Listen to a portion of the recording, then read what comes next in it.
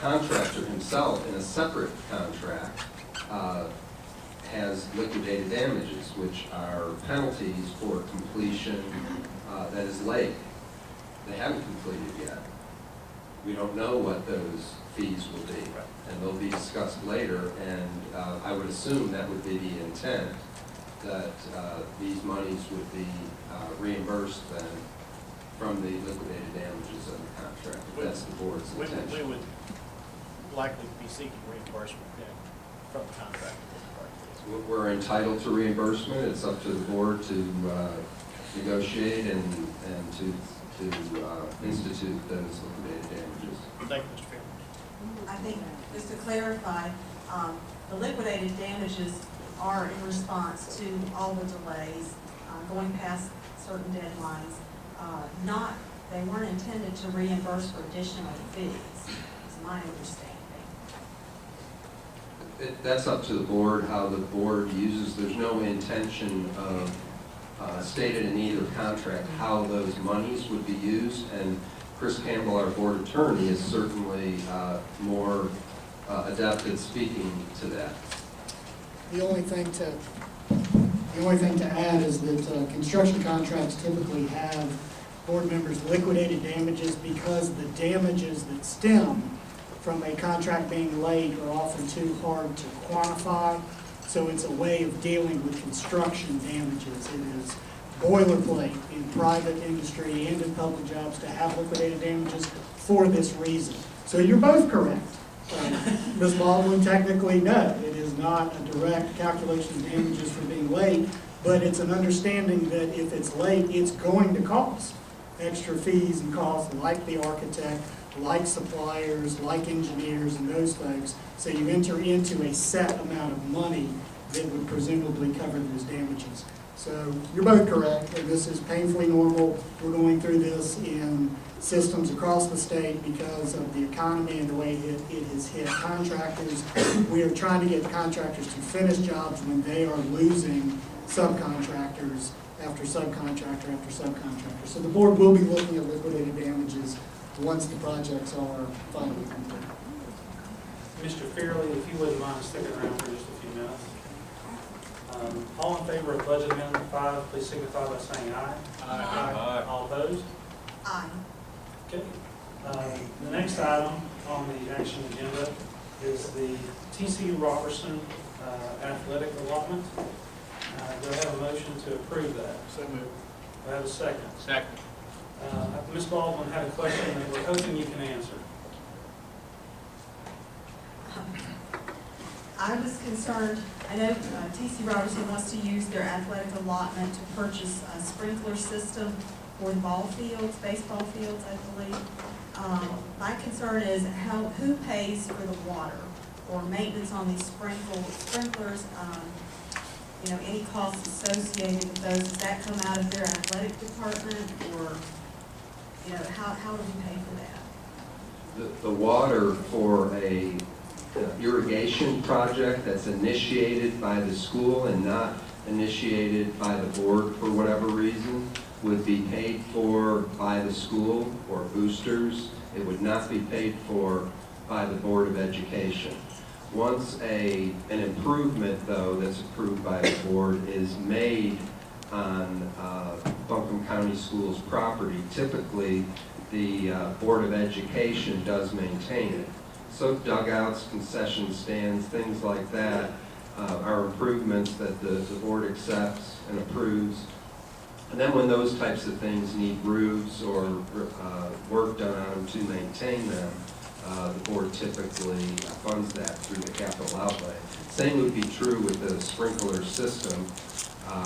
If repairs need to be made, if the board approves this, then the repairs would be made by the board, but the water itself would be paid for by the school or boosters. So it would be a separate irrigation meter that would monitor that. Now, does this, I see there's a $20,000 is paid by the athletic allotment, and the $8,475 remaining is paid by the Robertson Rams Club. So is there a percentage that they're just going to pay for that water? The water will all be paid school or the Rams Club, whatever arrangement that they make, unless the board directs otherwise. You can put a qualification on this in some way, and I would include it in my response, and it would be in the board minutes to the school, so. I can give you an example at Reynolds High School where we had some improvements that were done, actually funded through the Booster Club. And one of those did involve some irrigation. There was actually a separate meter that was put in place, and that billing went to the school and was paid by the athletic department. So it was monitored by that separate meter. So it didn't go on the school site, which then would be picked up through our school. And Ms. Baldwin, there's actually, I forgot about this when you asked about it earlier. The new sign that's on Long Shoals Road was paid for by a organization that's separate from the school, the PTA paid for that sign, and they had to pay for a meter to be set, and they pay for the power to that meter.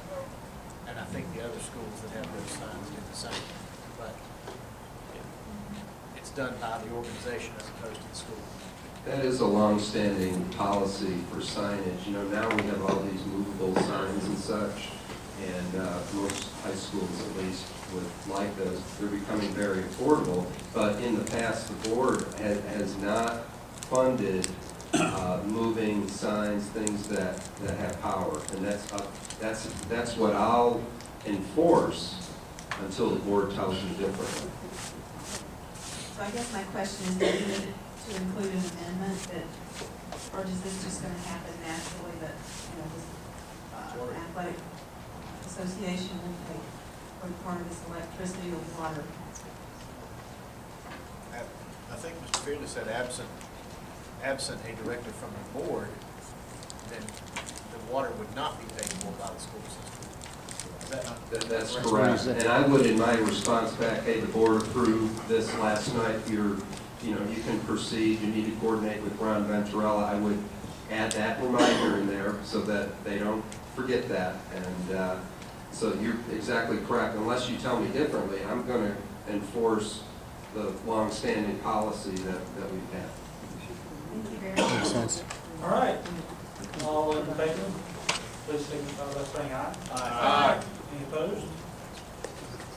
All right, next on the action agenda is the approval of the February 2nd, 2012 open meeting minutes. Ms. Baldwin wanted to make some changes to the minutes. So we'll take that as a motion. Is there a second? So then I'm making the motion, Okay, go ahead. I guess, is that what you? Well, I made it, it's kind of for you, but you make it too. I'll second it. Cool. Okay, some of the changes have already been made. Did everyone get a copy of this? Okay. What is the motion? Change what? Change the minutes. And, So page 931, page 932, page 935 that are referenced here. yes. All right, these are just clarifications.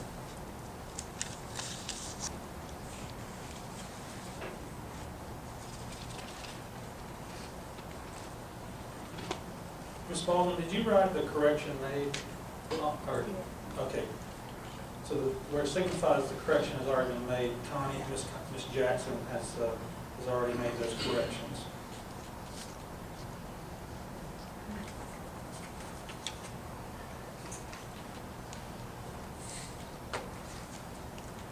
All in favor of making these corrections, please signify by saying aye. Aye. Any opposed? Aye. Okay.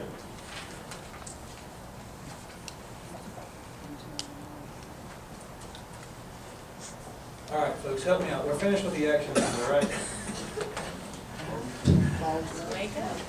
Well, were you going to have discussion? Well, I figured we'd just wait until we got a little bit farther down and we'd have that discussion. All right, so we're going to move on to the consent agenda. What we have left on the consent agenda will be the February 17th closed session minutes, the February 2nd, 2012 closed session minutes, student transfers and releases, Irwin Middle, the approval of a layperson to the school advisory council. At Owen Middle, we have approval of layperson to school advisory council. Estes Elementary, the approval of a layperson to the advisory council. Irwin Middle, use of capital outlay athletic allotment. And policy changes for the second reading.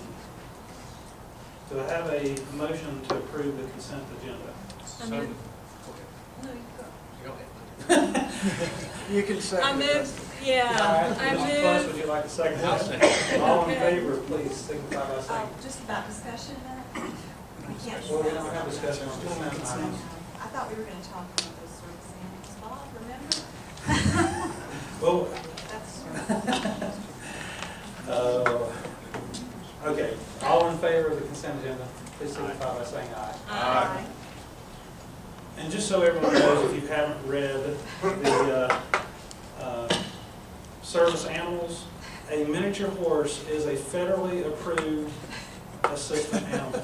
So that's what we're joking about. So we didn't come up with that. Our lawyer did not come up with that. That was, that's federal law. So, A trained miniature horse. Miniature chair. Did they define the difference between a miniature horse and a Shetland pony? Because the experts say there's really no difference. No, yes, there is. Miniature horse is 24 inches, Shetland pony would be 36 inches. I raised them. all right, next on the agenda is we tabled a motion due to the lateness of the hour last meeting that we have a board directive. Motion was made by Ms. Baldwin to achieve an A transparency on NorthCarolinaTransparency.com. The motion was amended that we add contracts online so that they can be viewed from our website. Is that still your motion that we? Right, I move that purchasing contracts be posted on the Buncombe County website to increase transparency. Can you be a little bit more specific about your motion and which We contract? talked about this last week, and I actually called Union County because they have posted at least 25 of their contracts online. I talked to their purchasing officer, and they do have criteria as far as contracts over a certain amount of money. I don't think we have the same board policy that they have because their board has to approve all contracts over $100,000. I don't think that's something in our policies. Anybody? I think it's up for first reading. It's up for first reading. I thought that might have something to do with it. Well, all right, so, But for lack of criteria, I believe, Mr. Venturella, are you here? wait a minute, we gotta make a motion and get a second before. Oh, okay. Yeah, Well, so, I made the motion, and I started. all right, so the contract, you're looking for purchasing contract. Right, that's what we determined last meeting was the definition. Okay, do we have a second for that? Can you clarify the motion? I'm sorry. I'll say it again. Thank you. That, I move that purchasing contracts be posted on the Buncombe County School website to increase transparency. And this is a board directive for the administration to look into this and come back to us next month with a, with some Well, that's not the information. way I stated it, but you could amend it. Okay, well, as it's under board directives, so and that's generally how they're handled. And so, so we're gonna look at it as a board directive. And so we have a second to that. I would like to second. And this is a directive to administration to. Yeah. And, Ron, would you talk to us a little bit about this and tell us?